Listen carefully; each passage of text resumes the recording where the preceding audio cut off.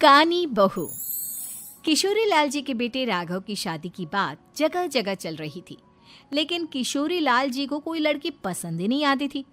और उसकी एक ही वजह थी, किशोरी लाल जी का लालची होना। उनको लड़की वालों से मोटा दहेज चाहिए था और इसी चक्कर में एक दिन वो एक बहुत पैसे वाले के घर अपने बेटे का रिश्ता लेकर पहुंचे। उस आदमी का नाम था ओम प्रकाश।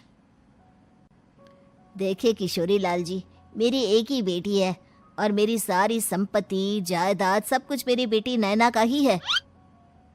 पापा, नाम से लगता है बहुत खूबसूरत होगी। कितना अच्छा नाम है ना, नैना। ओ, वैसे बात तो सही है आपकी। अब इतना पैसा है, जमीन जायदाद है, इकलौती बेटी, आप भी क्या करेंगे? सब कुछ उसे ही देंगे ना। बिल्कुल ठीक पहचाना आपने। बस बेटी की शादी और सारी जायदाद उसके नाम। पापा, बिना देखे हाँ कर दीजिए ना। इतना अच्छा रिश्ता फिर कहाँ मिलेगा? माला माल हो जाएंगे हम। मैं अपनी बेटी को बुलाता हूँ। अरे नहीं नहीं नहीं नहीं, आपकी बेटी का नाम नैना है, सुनकर ही लगता है बहुत सुंदर होगी। रहने दीजिए अंकल, मैं तो आपकी बेटी के नाम से ही इतना खुश हो गया हूँ कि उसे बिना देखे शादी करने को तैयार हूँ। अब तो मैं उसका चेहरा सीधे शादी के बाद ही देखूंगा।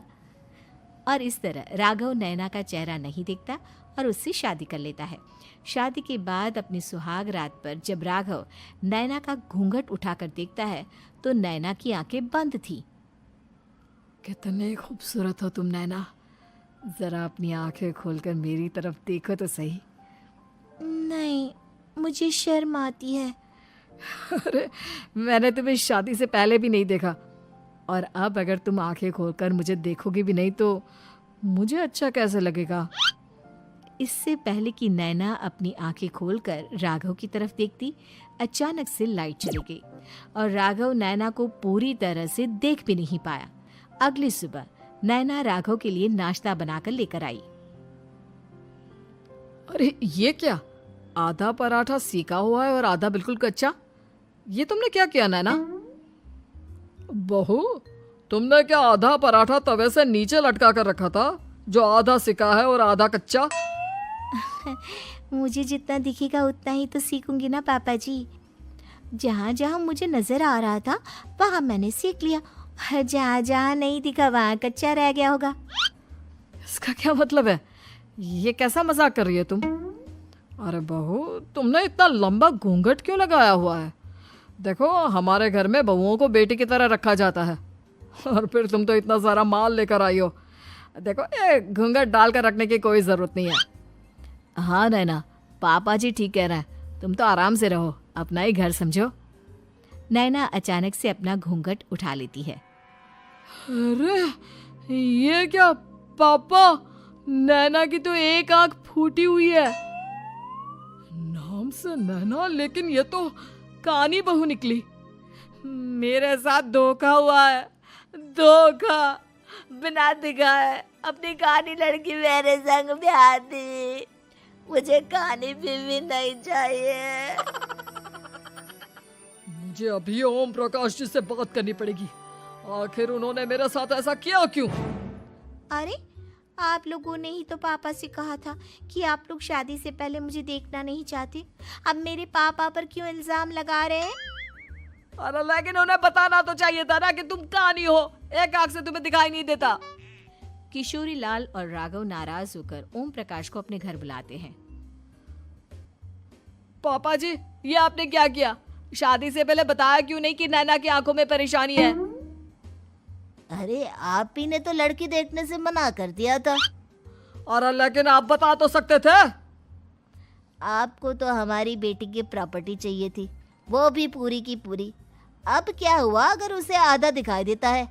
प्रॉपर्टी तो आपको पूरी मिल गई ना। अरे ये क्या बात हुई? मेरी शादी प्रॉपर्टी से नहीं, आपकी बेटी से हुई है। अब ये तो पहले सोचना चाहिए था, तब तो मेरी प्रॉपर्टी देखकर तुम्हारी जुबान लप लप आ रही थी। लेकिन मैं कानी लड़की को अपनी बीवी बनाकर नहीं रख सकता। पापा, कुछ करिए ना आप। हाँ, करता हूँ। देखिए ओम प्रकाश जी, आप हमारे साथ ऐसा नहीं कर सकते। और तुम देखो, अगर तुमने मेरी बेटी से शादी तोड़ी ना, तो जो भी प्रॉपर्टी मैंने तुम्हें दी है वो तो पूरी की पूरी वापस ले ही लूँगा, और आधी प्रॉपर्टी तुम्हारी भी लूँगा। अरे मेरी आधी प्रॉपर्टी भला क्यों लेंगे आप? इसलिए क्योंकि मेरी बेटी को आधा नजर आता है और उसकी नज़र अभी तक तुम्हारी आधी जायदाद पर ही पड़ी है।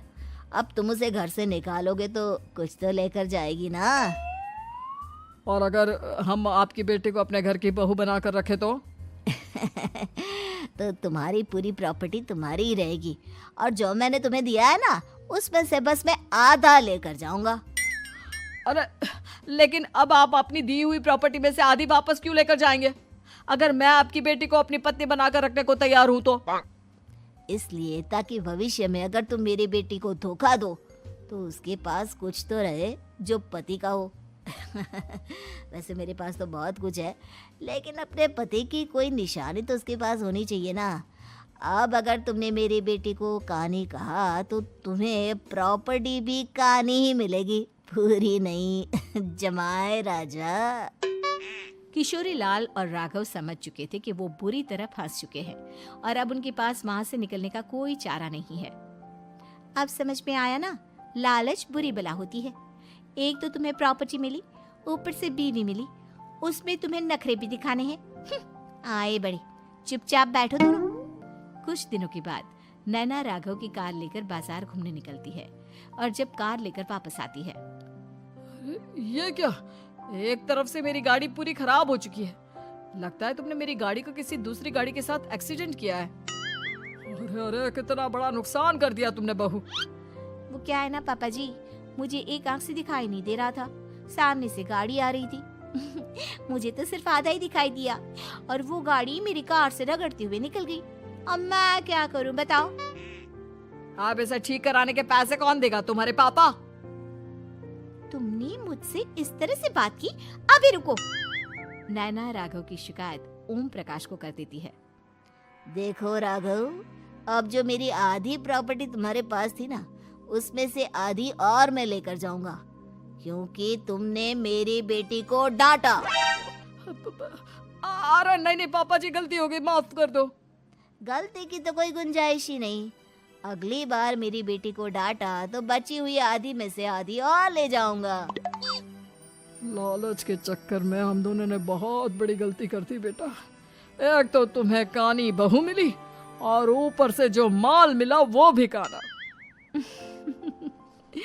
इस तरह राघव की हर एक गलती पर ओम प्रकाश उसकी प्रॉपर्टी का आधा आधा हिस्सा लेकर अपना सारा माल वापस ले गया और राघव को कानी बीवी से काम चलाना पड़ा। भाई लालच वाकई में बुरी बला है।